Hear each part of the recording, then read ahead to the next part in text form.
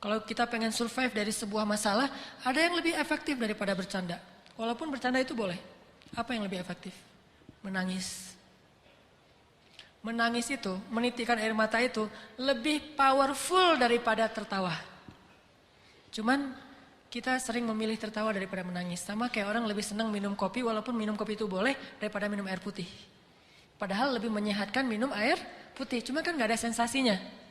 Tapi kalau kita bisa mengubah mindset kita, kalau orang teman-teman nanya, ngopi yuk gitu kan gitu ya. Minum air putih yuk kan gitu ya. Bisa gak sih kita ngomong kayak gitu? Nah ini mengubah mindset nih. Kalian lagi ngapain? Lagi minum air putih. Pasti dibilang, gak seru ah. Kalau kalian lagi ngapain? Lagi ngopi. Di mana? Di kafe. Lagi ngapain? Lagi minum air putih. Di mana? Di beer house. Di beer house minum air putih. Kan? Ini kan keren nih, minumnya air putih. Di beer house minum air putih, di kafe minum air putih. Kalau yang masih beer house ya, tapi kalau bisa nggak usah. Terus di tempat apa, dimanapun lagi, hari ini belum minum air putih gitu. Bukan hari ini belum ngeteh, belum ngopi. Pagi-pagi dihidangin kopi sama istri kita. Mah, papa mah sekarang udah nggak minum kopi. Papa mah malamnya menangis, siangnya minum air putih kan gitu ya. Wah itu keren tuh, malamnya nangis. Siangnya minum air putih, berarti papa udah nggak bercanda dong, enggak mah nangis gitu. Jadi air mah nangis sambil tersenyum, mana nangisnya ya. Coba kita ubah mindset dari boleh minum air putih, tetapi boleh minum kopi, tapi yakinlah air putih lebih baik daripada kopi. Makanya Nabi mengatakan air itu tohurun, air itu bersih dan membersihkan. Air itu bersih dan membersihkan, dan memang secara medis, secara kedokteran, secara biologi juga air putih paling baik untuk tubuh kita. Sangat menggantikan energi tubuh kita. Tapi kalau kopi sensasi tuh, walaupun tetap baik kalau nggak banyak gulanya. Yang masalahnya kalau kebanyakan gula. Jadi gula yang dikopiin, bukan kopi yang digulain, saking manisnya.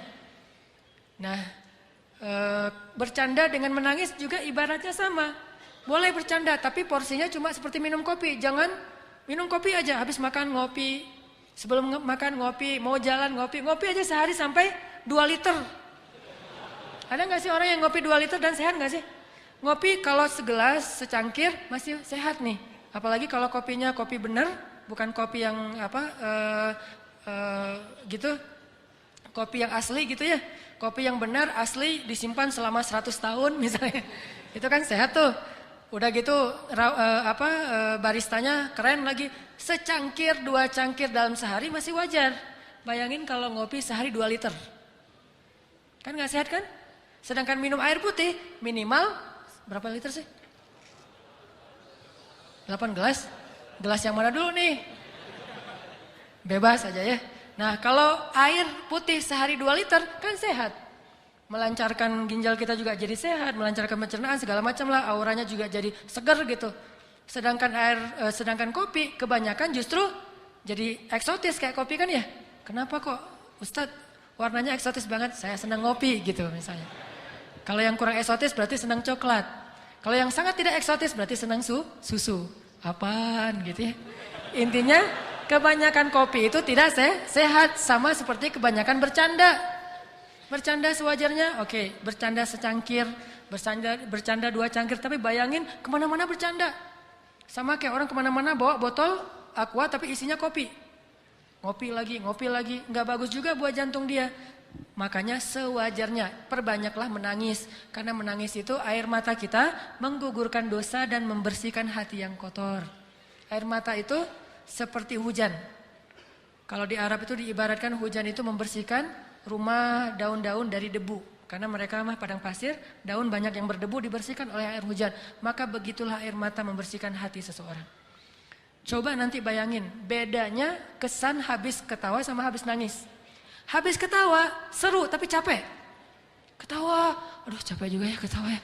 Capek kan? Tapi kalau menangis, insya Allah gak akan capek. Kalau nangisnya karena dosa-dosa, nangisnya karena ingat Allah, nangisnya karena ingat akhirat, itu gak akan capek. Justru habis nangis, semangat tuh. Beda banget kesannya habis nangis sama habis ketawa. Makanya ketawanya jangan kebanyakan. Nabi mengatakan, kalau kalian melihat apa yang aku lihat, kalian akan sedikit tertawa. Boleh ketawa tapi sedikit. Dan banyak menangis. Makanya kalau teman-teman belajar, saya juga lagi belajar nih. Lagi galau, nangis. Gak apa-apa, nangisnya tapi bukan karena masalah itu.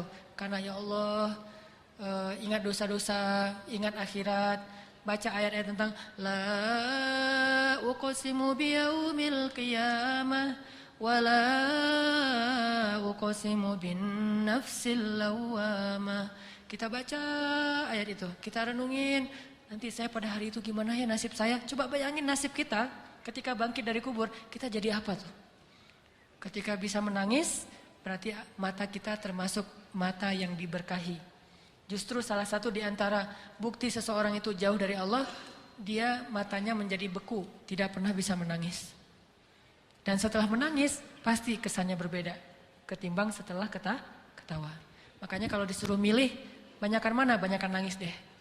Tapi kenyataannya kita dalam sehari lebih banyak tertawa, hampir tidak pernah menangis.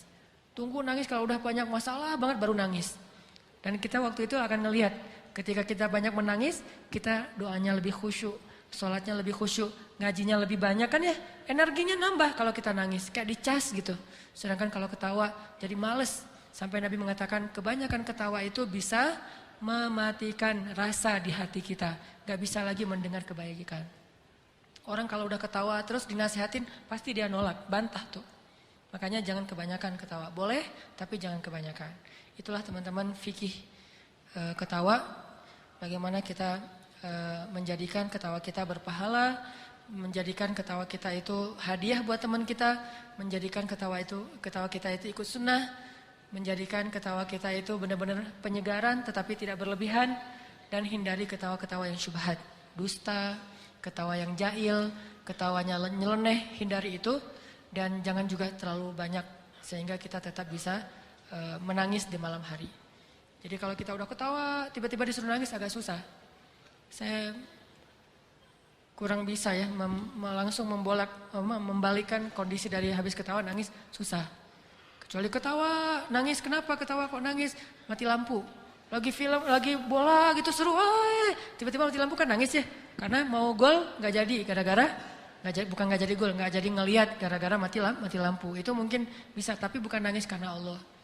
Tangisi dosa-dosa, maka bergugurlah dosa itu. Tapi kalau kita mentertawakan dosa, maka bertambah dosa kita. Tangisi kesia-siaan hidup kita. Karena ketawa juga bisa membuat hidup kita banyak sia-sia. Jangan banyak ketawa tapi boleh banyaklah menangis. Cari teman yang bisa buat kita menangis. Karena teman yang bisa buat kita ketawa itu udah banyak. Teman yang sehari-hari bisa bikin kita ketawa udah banyak. Yang sedikit itu teman yang bisa bikin kita menangis. Cari itu juga biar balance tadi tuh. Kalau nggak bisa menangis lebih banyak minimal 50-50 deh. Yang penting harus ada nangis dalam sehari.